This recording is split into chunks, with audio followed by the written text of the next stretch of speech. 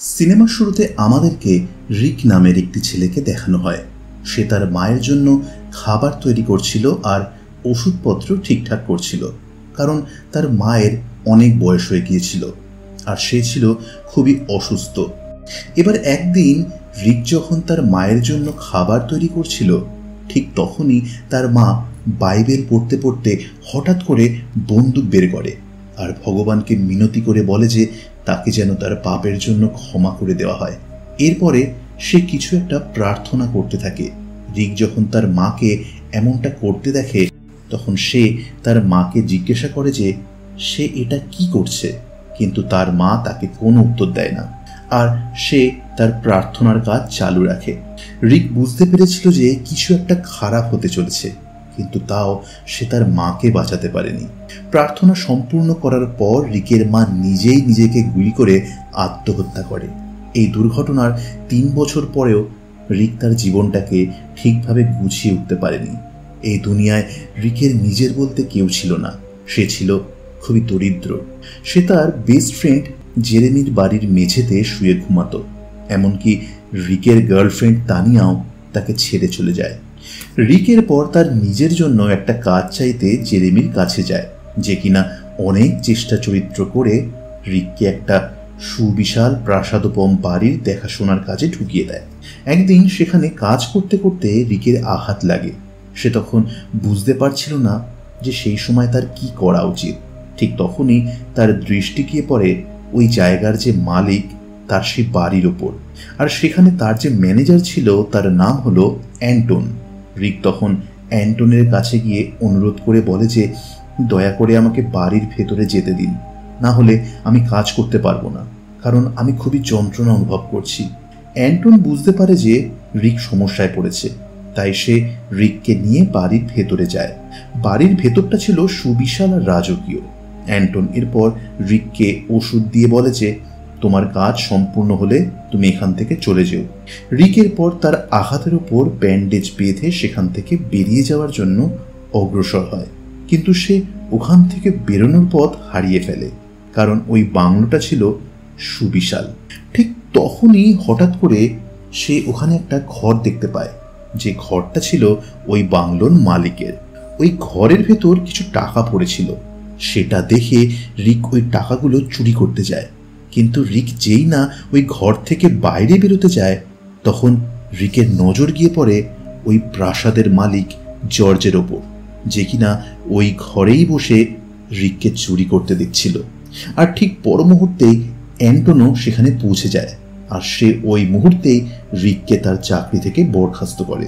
আর এই কথা শোনা মাত্রই রিক খুব ভয় পেয়ে যায়, কিন্তু জর্জ অ্যান্টনকে থামিয়ে দেয় আর রিককে তার কাছে ডেকে নেয়। জর্জ ছিল খুব খারাপ একজন মানুষ, আর তাকে দেখে মনে হচ্ছিল যে সে খুব অসুস্থ। সে এরপর রিককে বসার জন্য বলে।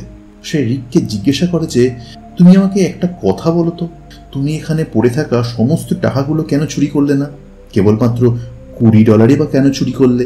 রিক তাকে বলে যে এখানে আসার আগে আমার সমস্ত অর্থ চুরি হয়ে যায়। আমার কাছে বাড়ি ফেরার জন্য পয়সা পর্যন্ত নেই। আমার শুধুমাত্র $20 প্রয়োজন ছিল, যাতে করে আমি নিজের বাড়ি ফিরতে পারি। আর যেদিন আমি ওই অর্থ উপার্জন করতে পারতাম, সেই দিন আমি আপনার ওই $20 পরিশোধ করে দিতাম। রিকের এই কথা শুনে বৃদ্ধ জর্জ খুব হাসতে থাকে। আর রিক তো আরও আশ্চর্য হলো যখন জর্জ তাকে ক্ষমা করে দেওয়ার সাথে সাথে ওই পুরো নোটের বান্ডিলটাই অগ্রিম মায়না বাবদ রিকের হাতে তুলে দেয়। সেই রাতেই রিক তার বন্ধু জেরেমির সঙ্গে অন্যত্র চলে যায়, যেখানে জেরেমি মজা করে রিককে জিজ্ঞাসা করে বলে যে রিক যদি প্রচুর অর্থ পেয়ে যায় তাহলে সে কি করবে। এই কথা শুনে রিক বলে যে সে পৃথিবীর সুন্দর সুন্দর জায়গায় ঘুরে দেখতে চায়, আর এই সমস্ত কিছুর আগে সে তার প্রাক্তন বান্ধবী তানিয়ার সঙ্গে পুনরায় সম্পর্কে আসতে চায়। এবার পরের দিন সকাল হওয়া মাত্রই তারা দুজন তাদের কাজে বেরিয়ে পড়ে। রিক আর জেরেমি যখন কাজ করছিল তখন সেখানে অ্যান্টন এসে পড়ে, আর সে রিককে বলে যে জর্জ রিকের সঙ্গে দেখা করতে চায় আর কথা বলতে চায়, সে যেন তার সঙ্গে যায়। এই কথা শুনে রিক তার সঙ্গে চলে যায়। সেটা দেখে জেরেমি অবাক হয়ে যায়, আর সে ভাবতে থাকে এত ধনী ব্যক্তির রিকের সঙ্গে কি এমন কাজ থাকতে পারে। এবার রিক যখন জর্জের সঙ্গে দেখা করতে যায়, জর্জ তাকে বসতে বলে আর বলে যে তাকে একটা প্রস্তাব দিতে চায়। জর্জ রিককে বলে, আমি তোমাকে ঘুরিয়ে পেঁচিয়ে কিছু বলবো না, আমি তোমাকে পরিষ্কার বা স্পষ্টভাবে বলছি, আমি শীঘ্রই হয়তো মারা যাব, আর আমার কোনো উত্তরাধিকারী নেই। আমার না আছে ছেলে মেয়ে, না আছে কোনো নাতি নাতনি, আমার নিজের কেউই নেই। এবার আমার মৃত্যুর পর এত টাকা পয়সা, এত সম্পত্তির কি হবে? আমি যেই দিন থেকে তোমাকে দেখেছি সেই দিন থেকেই বুঝতে পেরেছি যে তুমি একজন খুব ভালো মানুষ, আর আমি চাই আমার এই সমস্ত সম্পত্তি সব তোমার নামে লিখে দিতে। এটা শুনে রিক চমকে যায়। রিক ভাবে যে একজন অচেনা ব্যক্তি, যে কিনা তাকে গতকালের আগে পর্যন্ত জানতো না, সে তার সমস্ত সম্পত্তি রিককে কেন দিয়ে দিচ্ছে। জর্জ রিককে বলে যে তোমাকে শুধুমাত্র আমার একটা ইচ্ছে পূরণ করতে হবে। রিককে জর্জ বলে যে আমার মৃত্যুর পর তোমাকে আমার মৃতদেহ বা লাশের ওপরে রেখে যে কোনো একটা সময়ের খাবার খেতে হবে, আর যখন তুমি এমনটা করে ফেলবে তারপর থেকে তুমি আমার সব সম্পত্তি, আমার সমস্ত অর্থ, আমার সবকটা গাড়ির মালিক হয়ে যাবে। রিকের এসব কিছু মজা বলে মনে হচ্ছিল, কিন্তু জর্জ মজা করার মুডে একদমই ছিল না। সে বলে যে এই সুযোগটা তোমার সারা জীবন বদলে দিতে পারে। রিক এটার জন্য একদমই প্রস্তুত ছিল না, কিন্তু জর্জ তাকে আরেকবার ভাবতে বলে, কারণ জর্জ কোথাও না কোথাও ঠিক বুঝতে পেরেছিল যে পয়সার অভাব রিককে দিয়ে এই কাজ করিয়েই ফেলবে। একজন মৃত ব্যক্তির শরীরের ওপর খাবার খাওয়ার ব্যাপারটা রিকের খুব অদ্ভুত লাগে, তাই রিক অন্য একটি চাকরির সন্ধান করতে থাকে। এবার রাতের বেলা রিক একটি পার্টিতে যায়, সেখানে সে খুব মজা করতে থাকে। ওই পার্টিতে রিক তানিয়াকে দেখতে পায়। রিক তাকে খুব পছন্দ করত, কিন্তু তানিয়া ছিল জেরেমির গার্লফ্রেন্ড। আসলে তানিয়া আর রিক ছিল খুব ভালো বন্ধু, কিন্তু তানিয়ার যখন জেরেমির সঙ্গে দেখা হয়েছিল তখনই তারা সম্পর্কের মধ্যে আবদ্ধ হয়। এই জন্য রিকের খুব খারাপ লাগতো, কিন্তু মনে মনে সে তানিয়াকে পছন্দ করত। রিক তানিয়াকে বলে যে সে তানিয়ার জন্য একটা ড্রিঙ্ক নিয়ে আসছে, কিন্তু তানিয়া তখন বলে যে জেরেমি তার জন্য অপেক্ষা করছে। এই কথা শুনে রিক বাইরে চলে যায়, আর বাইরে সে একাই বসে থাকে। ঠিক তখনই তানিয়া তার কাছে আসে আর তাকে জিজ্ঞাসা করে যে সে এত মনমরা হয়ে কেন বসে আছে। রিক বলে যে খুব তাড়াতাড়ি তার জীবনটা বদলে যাবে, আর তানিয়া যদি চায় তাহলে সে রিকের জীবনে আসতে পারে। কিন্তু ঠিক তখনই ভেতর থেকে তারা জেরেমির চিৎকারের আওয়াজ শুনতে পায়। জেরেমির ঘরে পার্টি চলছিল, আর জেরেমি সম্পূর্ণ নেশাগ্রস্ত অবস্থায় ছিল। সেই অবস্থায় জেরেমি রিকের সঙ্গে প্রচণ্ড দুর্ব্যবহার করে আর তাকে খুব অপমানও করে। সেখানে রিকের প্রাক্তন প্রেমিকা তানিয়া উপস্থিত ছিল। রিক বুঝতে পারছিল না যে সে ঠিক কী করবে। রিকের মাও তাকে ছেড়ে চলে গেছে, আর এই পৃথিবীতে তার নিজের বলতে কেউই নেই। রিকের কাছে না আছে টাকা পয়সা, না আছে অন্য কিছু। কিন্তু রিক জানতো না যে পরের দিন সকালে তার জীবনটা বদলাতে চলেছে। পরের দিন রিক আর জেরেমি বাড়িতে একজন বডিগার্ড আসে। সে রিককে একটা কার্ড দেয়। সেই কার্ডে লেখা ছিল যে জর্জ মারা গেছে, আর তাই এখন রিককে মৃতদেহর ওপরে বসে খাওয়ার নিয়মটাকে সম্পূর্ণ করতে হবে। জেরেমি এইসব কিছুর ব্যাপারে কিছুই জানতো না। রিক সেই বডিগার্ডের সঙ্গে জর্জের বাড়িতে যায়। সেখানে তার দেখা অ্যান্টনের সঙ্গে হয়। সে রিককে বলে যে আজ সকালেই জর্জ মারা গেছে, আর জর্জ তার উইলের মধ্যে শুধুমাত্র তোমার নামই লিখে গেছে। কিন্তু এর আগে তুমি নিয়মগুলোকে সম্পূর্ণ করো। তোমাকে একটা কন্ট্রাক্টে সই করতে হবে, আর এই কন্ট্রাক্ট অনুযায়ী তুমি জর্জের মৃতদেহের ওপরে রেখে এক বেলার খাবার খাবে। সেই খাবারটা তুমি না ফেলতে পারবে, না বমি করতে পারবে, আর তুমি চাইলেও এই কথাটা কাউকে বলতে পারবে না। রিক প্রথমে তো কিছুই বুঝতে পারছিল না, কিন্তু কিছু সময় চিন্তা করার পর সে এটার জন্য প্রস্তুত হয়ে যায়, কারণ সে একজন ভিখারির মতো করে বেঁচে থাকতে থাকতে যেন হাঁপিয়ে গিয়েছিল। এবার রিককে জর্জের মৃতদেহের উপরে খাবার রেখে পরিবেশন করা হয়। রিক যেন তেন প্রকারে মনের জোরে খাবার খেতে শুরু করে। অন্যদিকে অ্যান্টন তাকে বারবার মনে করিয়ে দিচ্ছিল যে তাকে খাবারটা সম্পূর্ণ খেতে হবে। যদি খাবারের কোনো টুকরো থেকে যায় তাহলে সে সম্পত্তির কিছুই পাবে না। এবার রিক যখন এটাতে সফল হলো তখন অ্যান্টন রিকের হাতে একটা কার্ড দেয়, যেখানে মিস্টার জর্জের শেষ কথাগুলো লেখা ছিল, যেটা কিনা ছিল এক প্রকারের কন্ট্রাক্ট। সেই কার্ডে লেখা ছিল, এখন থেকে রিক জর্জের সমস্ত দুঃখ, দুর্দশা, সমস্যা নিজের মাথায় নিতে চলেছে, আর এর বদলে রিক তার নিজের নির্মল আত্মাটা জর্জকে দেবে। কিন্তু রিক সেই সময় বেশি কিছু চিন্তাভাবনা করার অবস্থায় ছিল না, আর তাই সে বেশি কিছু না পড়েই কন্ট্রাক্টে সই করে দেয়। আর এরপরই রিক অজ্ঞান হয়ে যায়। অ্যান্টন তখন রিককে নিয়ে তার ঘরে চলে যায়। পরের দিন রিকের যখন চোখ খোলে, তখন সে দেখে যে সে একটা রাজকীয় বিছানায় শুয়ে আছে। রিক যখন বাইরে আসে, তখন দেখে যে এখন সমস্ত সম্পত্তি তার হয়ে গেছে, আর সে নিচে এসে সবার প্রথমে ওয়াইন পান করে। তখন সে হঠাৎ করে একজন চাকরকে দেখতে পায়, যে কিনা তার দিকে তাকিয়েছিল। কিন্তু যখন রিক তাকে জিজ্ঞাসা করে যে সে এমনটা কেন করছে, সে তখন সেখান থেকে পালিয়ে যায়। ঠিক তখনই সেখানে অ্যান্টন আসে আর রিকের কাছে ক্ষমা চায়। সে বলে যে এখানকার কিছু চাকর আছে যারা কিনা এমনই আচরণ করে। এরপর অ্যান্টন তাকে বাইরে নিয়ে আসে, যে কিনা ছিল সেখানকার ম্যানেজার। সে রিককে বলে যে সে রিকের বাথরুমে রিনোভেশনের কাজ করাবে। রিক সব ধনসম্পত্তি পেয়ে খুব বেশি খুশি ছিল, কিন্তু সে তার জীবনে আসন্ন বিপদের ব্যাপারে কিছুই জানত না।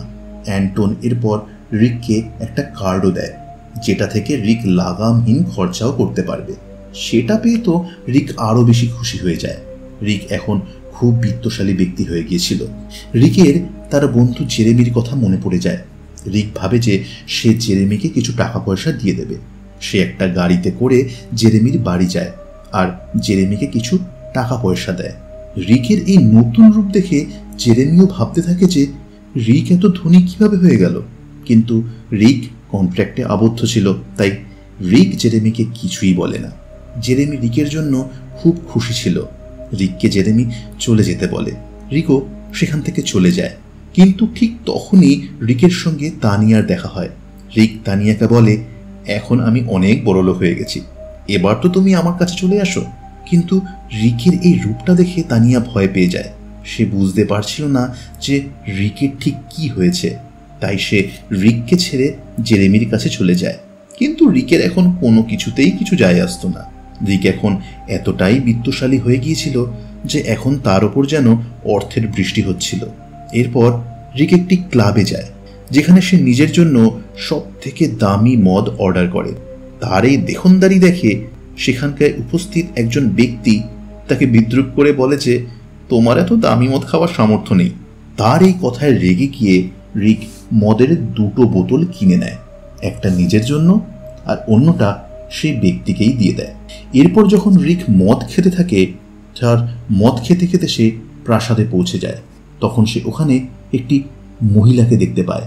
আর এরপর রিক যখন তার নিজের নাক স্পর্শ করে, তখন সে বুঝতে পারে যে তার মুখে রক্ত লেগে আছে।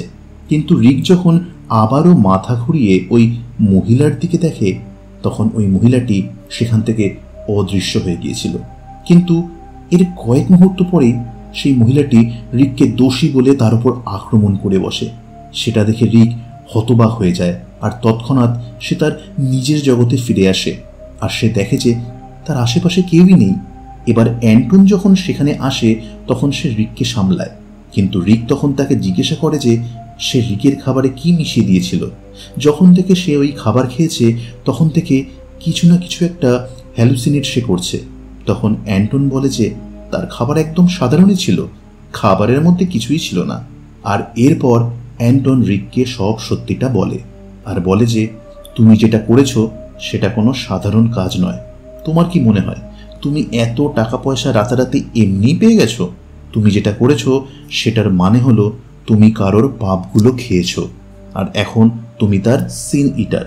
অর্থাৎ জর্জের যত পাপ ছিল, জর্জ তার জীবনে যত পাপ কাজ করেছিল, সেটা এখন আর জর্জের পাপ নয়, সেটা এখন তোমার পাপ, আর সেটার ফল এখন তোমাকে ভোগ করতে হবে। কিন্তু রিকের তখনও বিশ্বাস হচ্ছিল না যে যা কিছু তার সঙ্গে ঘটছে সেটা কি আদৌ সত্যি হতে পারে। এই কথা শুনে অ্যান্টন তাকে বলে যে তার মৃত্যুর কিছু সময় আগে মিস্টার জর্জ অদ্ভুত ধরনের জাদু টাদুর কাজ করেছিল, যাতে করে সে তার ভাগ্যের পাপ অন্য কাউকে দিয়ে দিতে পারে। এর ফলে মৃত্যুর পরে সে নরকে যাওয়ার হাত থেকে বেঁচে যাবে। এরপর অ্যান্টন রিককে একটা বই দেখায়। সেখানে একটি বিশেষ ধরনের রিচুয়ালস বা আচার কার্যের ব্যাপারে লেখা ছিল, যেখানে লোকেরা এমন একজন মানুষকে বেছে নিত যে কিনা তার মৃত শরীরের ওপরে রেখে খাবার খেত, যাতে করে ওই মৃত ব্যক্তির সমস্ত পাপ ওই খাবারের মাধ্যমে অন্য ব্যক্তির শরীরে ঢুকে যাবে। আর এই সমস্ত ব্যক্তিদেরই বিশেষত সিন ইটার্স বলা হতো। রিক এবার বুঝতে পারে যে সেও একজন সিন ইটার হয়ে গেছে। রিক অ্যান্টনকে জিজ্ঞাসা করে জর্জ এমনটা ঠিক কেন করলো। সে বলে জর্জ এমন অনেক পাপ দেখেছিল, যার ফলে সে খুব চিন্তিত হয়ে পড়েছিল, তাই সে নিজের প্রাণ বিসর্জন দিতে যায়। কিন্তু নিজের প্রাণ বিসর্জন দেওয়ার পর থেকেই সে একজন সিন ইটারের খোঁজ করতে থাকে। সিন ইটার সর্বদা এমন একজন মানুষ হতো যার কিনা অর্থের খুব প্রয়োজন থাকতো। আর রিকেরও যেহেতু পয়সার প্রয়োজন ছিল, তাই রিক তাকে বেছে নেয়। রিক যখন জর্জের মৃতদেহের ওপরে রেখে খাবার খায়, তখনই রিক নিজের মধ্যে সমস্ত পাপ নিয়ে নিয়েছে। অর্থাৎ কিনা জর্জ সারা জীবন যত পাপ করেছে, রিক সেই সব পাপ তার নিজের মধ্যে নিয়ে নিয়েছে। এই কারণে এখন জর্জের সব পাপ ধুয়ে গেছে, আর এবার সে স্বর্গে যাবে। জর্জের যা কিছু পাপ ছিল সেটা এখন পরিবর্তিত হয়ে রিকের মধ্যে চলে এসেছে। আর রিক যে অদ্ভুত রকমের সব কিছু দেখতে পাচ্ছে, সেটা ওই পাপেরই ফল। জর্জ প্রথমে বিত্তশালী ছিল না, সেও ছিল একজন সিন ইটার। সেও অন্য একজনের সিন বা পাপ খেয়েছিল। এর মানে হলো এখানে এই প্রাসাদের যারা যারা মালিক ছিল তারা প্রত্যেকে সিন ইটার ছিল। তারা প্রত্যেকেই হ্যালুসিনেশনের মধ্য দিয়ে গিয়েছিল বা অলৌকিক কিছু ঘটনার শিকার হয়েছিল। রিক এবার অ্যান্টনকে জিজ্ঞাসা করে যে এর হাত থেকে মুক্তি পাওয়ার কোনো তো উপায় হবে। রিক তাকে বলে এটা থেকে বেরোনোর কোনো পথ নেই। তুমি কেবলমাত্র তোমার সম্পত্তিকে নিয়ে উপভোগ করো আর যত খুশি পারো পয়সা খরচ করো। এই সমস্ত কথা শুনে রিকের মাথা ঘোরাতে থাকে। সে কোনো কিছুই বুঝতে পারছিল না যে সে ঠিক কি করবে। এরপর সে ওই বাড়ি থেকে পালিয়ে একটি চার্চে যায়, যে চার্চে সে সব সময় যেত। ফাদার রিককে জিজ্ঞাসা করে যে সে নিশ্চয়ই তার মায়ের জন্য এখানে এসেছে। কিন্তু রিক ফাদারকে বলে যে আমি মায়ের জন্য এখানে আসিনি, আমি আপনাকে অন্য কিছু বলতে চাই। আমি এটা বুঝতে পারছি না যে আমি আপনাকে কিভাবে বলবো। ফাদার তাকে বলে যে তোমাকে যা বলার তুমি বলে ফেলো, তারপর আমি তোমাকে সাহায্য করব। কিন্তু রিক বলবেই বা কিভাবে? রিক তো কন্ট্রাক্টের ব্যাপারে ফাদারকেও বলতে পারবে না। রিক বুঝতে পারছিল না যে সে ঠিক কী করবে। এরপর রিক আবার তার ওই বাড়িতে ফিরে আসে আর অ্যান্টনকে বলে যে এখন আমি তোমার মালিক, আর তুমি যদি চাও আমি তোমাকে এখানে কাজ থেকে বরখাস্ত না করি, তাহলে আমাকে সব সত্যি কথা বলো যে ওই মহিলাটি কে ছিল। অ্যান্টন এখন রিকের বিশ্বস্ত হয়ে গিয়েছিল, তাই সে রিককে সব সত্যি কথা বলে দেয়। অ্যান্টন বলে যে সেই মহিলাটি আর কেউ নয়, সে ছিল জর্জের স্ত্রী, যাকে জর্জ হত্যা করেছিল। জর্জ তার সারা জীবনে অনেক পাপ করেছিল, আর যখন সে বুঝতে পারে যে সে কিছুদিনের মধ্যে মারা যেতে চলেছে, তখন সে নিশ্চিত ছিল যে মারা যাবার পর সে নরকেই যাবে। তাহলে সে নরকে যাওয়া থেকে কিভাবে বাঁচতে পারে? তাই নরকে যাওয়ার হাত থেকে বাঁচার একটাই উপায় ছিল। জর্জ একটি প্রাচীনকালের বই পড়ত, আর সেই বইতে এটা লেখা ছিল যে ইংল্যান্ডে 1700 সালে একটা পরিবারের কিছু লোকেরা তাদের নিজেদের পরিবারের সদস্যদের নরকে যাওয়ার হাত থেকে বাঁচার জন্য কিছু একটা রিচুয়ালসের কাজ করেছিল। সেই রিচুয়ালসটি ছিল এই রকম যে যদি কেউ মারা যায়, তাহলে সেই মৃত ব্যক্তির শরীরের ওপর বসে অন্য কেউ একজন খাবার খেত। এমনটা করার ফলে সেই মানুষটি তখন মৃত ব্যক্তিটির সমস্ত পাপ নিজের মধ্যে নিয়ে নিত। আর যেহেতু মৃত ব্যক্তির আর কোনো পাপের বোঝাই রইল না, তাই সে নরকে কেনই বা যাবে? সে তো এখন স্বর্গে যাবে। আর এই রিচুয়ালসের ব্যাপারে জর্জ যেহেতু জেনে গিয়েছিল, তাই জর্জ এই সিদ্ধান্ত নেয় যে সে মারা যাওয়ার আগে তার সমস্ত পাপ নষ্ট করে দেবে। আর তাই সে তার নিজের পাপকে নষ্ট করার জন্য রিককে বেছে নেয়। অ্যান্টন রিককে বোঝায় যে তুমি যত টাকা পয়সা পেয়েছো সেগুলো দিয়ে আনন্দ ফুর্তি করো।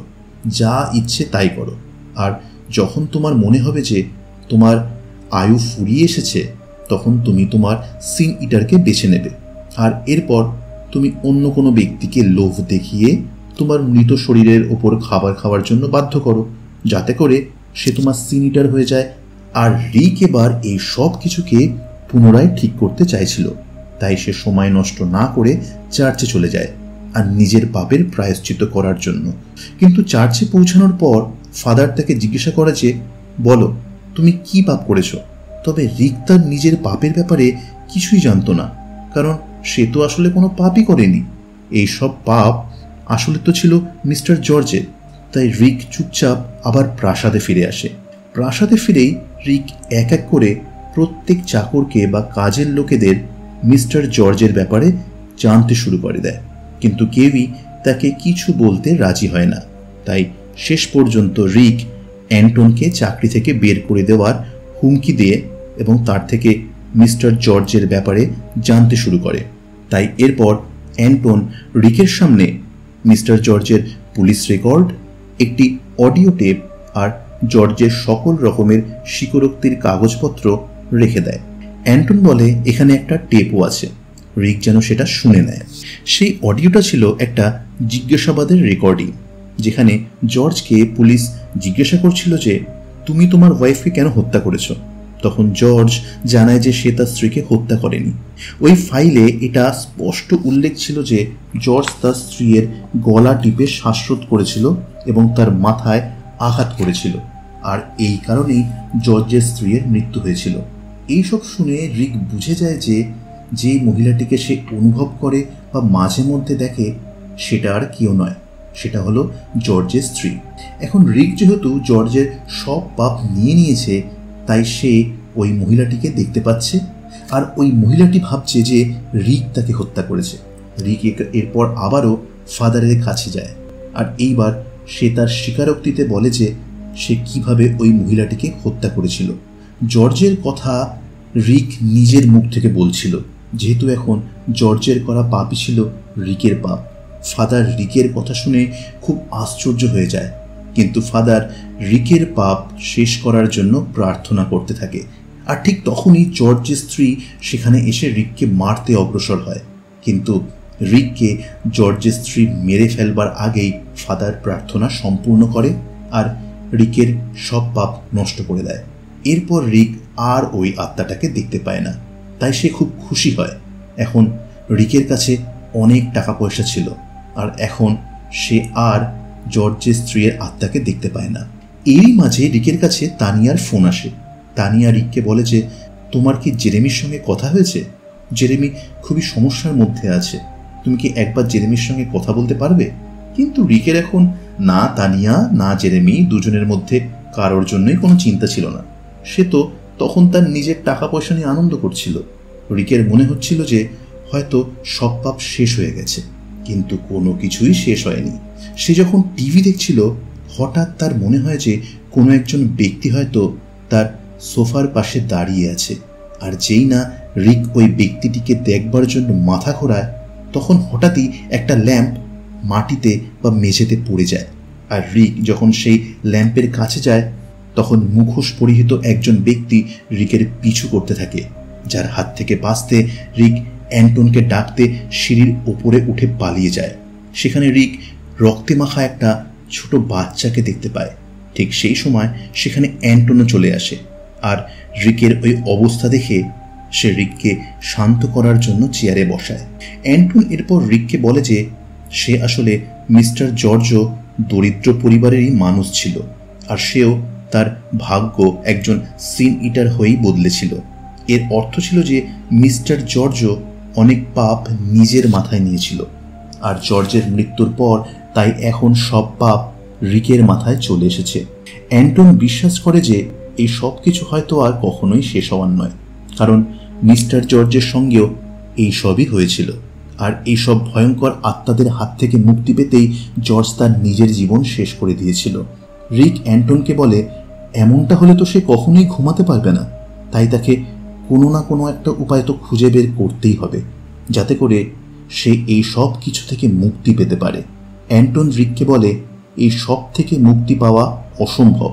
তাই তাকে শিখতে হবে যে কিভাবে এই সব কিছুর মধ্যেই একসাথে থাকতে হয়।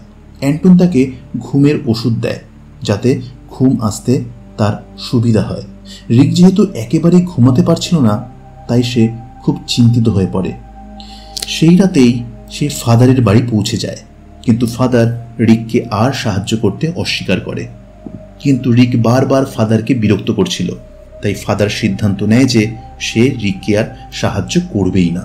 এরপর রিক সেখান থেকে নিরাশ হয়ে চলে যায়। বাড়ি ফিরে রিক অনেক মদ খায় আর সে ঘুমের ওষুধ খেয়ে শুয়ে পড়ে। রিকের যখন ঘুম ভাঙে, সে তখন তার পাশে একজন পেট কাটা মানুষকে দেখতে পায়।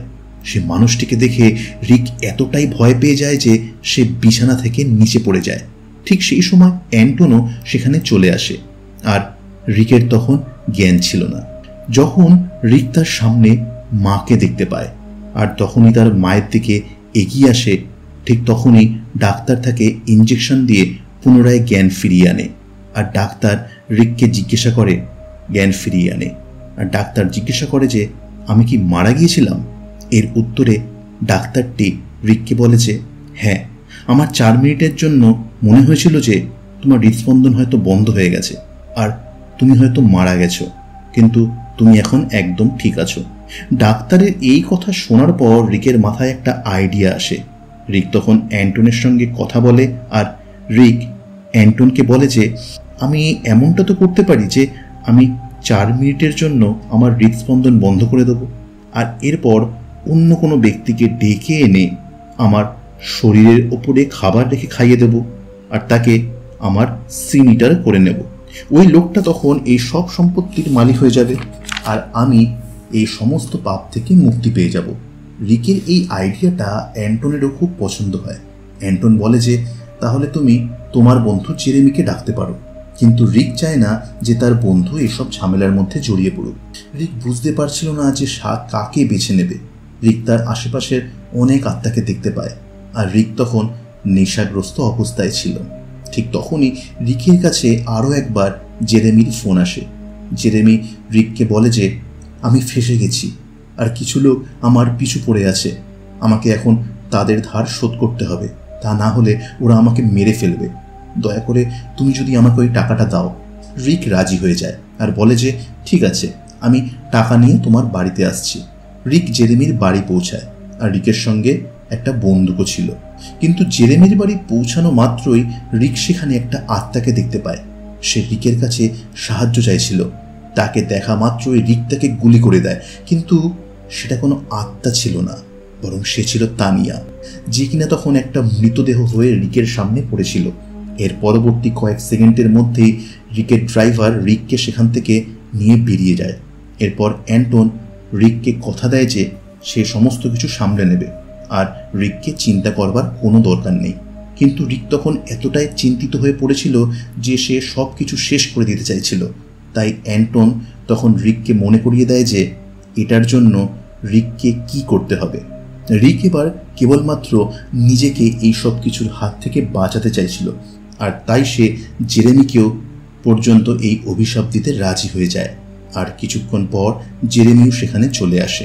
তানিয়ার এইভাবে মৃত্যুর জন্য জেরেমির খুব কষ্ট হচ্ছিল, যদিও সেই মুহূর্তে জেরেমির রিকের কাছ থেকে যে কোনো একটা কাজ চাইছিল, যাতে করে জেরেমির কাছে খাওয়া পড়ার মতো অর্থ হাতে আসে। এই কথা শুনে অ্যান্টন জেরেমিকে বলে যে রিক চায় তুমি তার জন্য সিনিটার হয়ে যাও। এটার জন্য জেরেমিও তৎক্ষণাৎ রাজি হয়ে যায়, যেহেতু তার অর্থের খুব প্রয়োজন ছিল। কিন্তু রিক এখানে একটা চালাকি বুদ্ধি ব্যবহার করে, যাতে করে সে মারাও না যায়, অথচ তার সমস্ত পাপ জেরেমির মধ্যে ট্রান্সফার হয়ে যায়। রিক তখন ডাক্তারকে ডেকে বলে যে সে যেন রিককে গভীর ঘুমে আচ্ছন্ন করে দেয়, যাতে করে তার হৃদস্পন্দন কিছু সময়ের জন্য বন্ধ হয়ে যায়, আর যাতে এমন মনে হয় যে রিক মারা গেছে। আর সেই সময়ের মধ্যেই জেরেমিকে খাবার খেতে হবে, যাতে করে রিকের সমস্ত পাপ জেরেমির মধ্যে ট্রান্সফার হয়ে যায়। ডাক্তারের পর রিককে ইঞ্জেকশন দেয় আর সঙ্গে সঙ্গে সে অজ্ঞান হয়ে যায়। আর কিছু সময়ের জন্য যখন রিকের নিঃশ্বাস বন্ধ হয়ে যায়, তখন রিক নিজেকে সেই নরকের জায়গায় দেখতে পায়, যেখানে সে সমস্ত পাপগুলোকে দেখতে পায়। আর সেখানে সে তানিয়াকেও দেখতে পায়। রিক তখন তানিয়ার সামনে কাঁদতে থাকে আর সে তানিয়াকে বলে যে সে তাকে ইচ্ছা করে মারেনি। ঠিক তখনই অন্যান্য সব শরীরগুলো রিককে ধরে ফেলে আর টানতে থাকে, কিন্তু তখনই রিকের মা সেখানে আসে আর সেখান থেকে তাকে বাঁচিয়ে নিয়ে যায়। এবার রিকের যখন চোখ খোলে তখন সে দেখে যে সে বেঁচে আছে আর অ্যান্টন তার সামনে বসে আছে, যে কিনা রিককে বলে যে তোমার বন্ধু জেরেমি সব খাবার খেয়ে নিয়েছে আর আজকের পর থেকে তুমি মুক্ত। গল্পটি এগিয়ে যায়, অর্থাৎ কিনা 3 মাস পরে, যেখানে দেখানো হয় রিক তার সেই পুরনো কাজে ফিরে গেছে। আর অন্যদিকে জেরেমি এবার ওই সমস্ত আত্মাদের দেখছিল। জেরেমি ওই সমস্ত আত্মাদের আর সহ্য করতে পারছিল না। কিন্তু রিক কি আদৌ ওই সমস্ত আত্মাদের হাত থেকে মুক্তি পেয়ে গিয়েছিল? একেবারেই নয়, কারণ আমাদেরকে দেখানো হয় যে তানিয়ার আত্মা এখনও রিকের কাছেই আছে। রিক তার এই পাপকে জেরেমির মধ্যে দেয়নি, কারণ রিক তানিয়াকে কোনোভাবেই ভয় পেত না। আজও রিকের মনে কোথাও না কোথাও তানিয়ার জন্য ভালোবাসা ছিল। অন্যদিকে অ্যান্টন জেরেমির নামও একটি খাতায় লিখে রাখে, যেখানে সমস্ত সিন ইটারদের নাম দাখিল করা ছিল। এবার ওই প্রাসাদে বাস করা সমস্ত আত্মারা জেরেমিকে ভয় দেখাতে থাকে, যার চিৎকারের আওয়াজ অ্যান্টনের কান পর্যন্তও পৌঁছাচ্ছিল।